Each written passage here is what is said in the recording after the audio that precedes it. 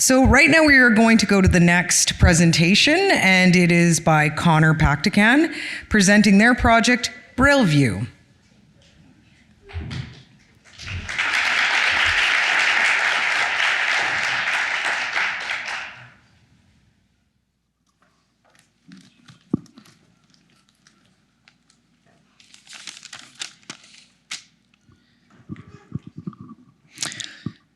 Good afternoon, everyone.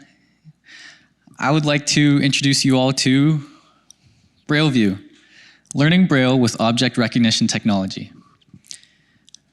So how did this all begin? So this story starts in Montreal with a group of friends. One member of the group of friends accidentally bumped into a person with a visual impairment.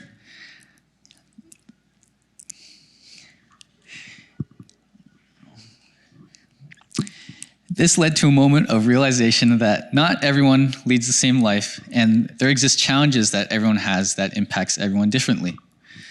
A moment of self-reflection also came that if she were to offer help to the lady, maybe she would have had a lack of feeling of independence.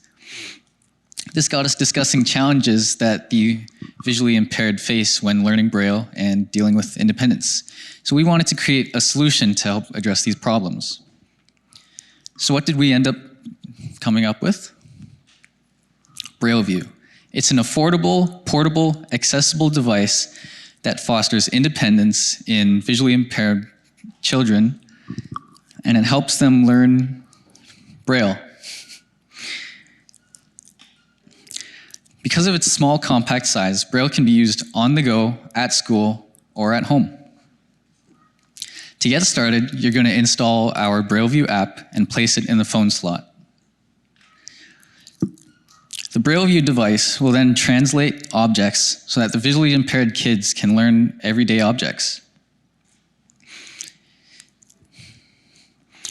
It's powered using artificial intelligence with object recognition technology. Once the app recognizes the object, the Braille translation will be displayed on the Braille display. It also has an option to speak the object's name out loud. Designed with young children in mind, BrailleView offers an affordable and easy way to learn Braille.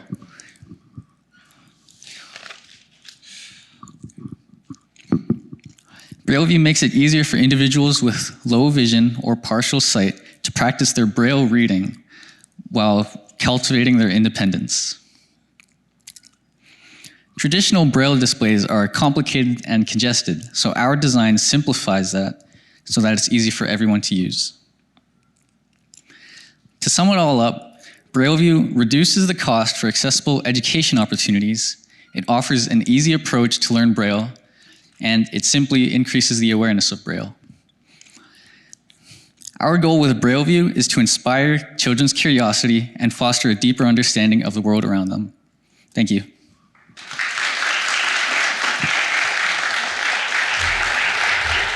Thanks, Connor.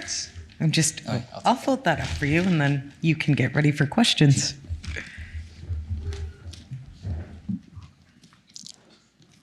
I'll go first. Thank you for that. So I guess my first question is just maybe a bit of a clarification. So is the device meant to sort of teach the Braille, like the words for a specific object, or is it to teach, what an object is? So, if it's a thing of flowers, do you know is it to show for the user, like this is a flower, or is it to say this is what the word for flower is? Yeah, so for example, you could point it at, say, a microphone, and it will write out microphone for you. So if you hold it up, you could feel what microphone would feel like in Braille. Does that answer your question? Yeah, just one quick follow-up. But would the user need to know what the word microphone was first, like in advance, or is it? Not necessarily. They could just learn it straight from the object, holding the object itself. So I also have one question. I have two-part question. One is, what's the state of the art in terms of the technology itself? I assume that you have sort of a sort of off-the-shelf thing that can do the computer vision object recognition that's sophisticated enough to be about in the world and detect all those common objects. And then Right. the second one is, where's your own technology out in terms of the device itself? Have you got a prototype, et cetera? So the pictures that I showed in my presentation was a non-functioning prototype. But in the recent surge of artificial intelligence, all these APIs for AI have been on the rise. So the potential for reading more objects is a lot better.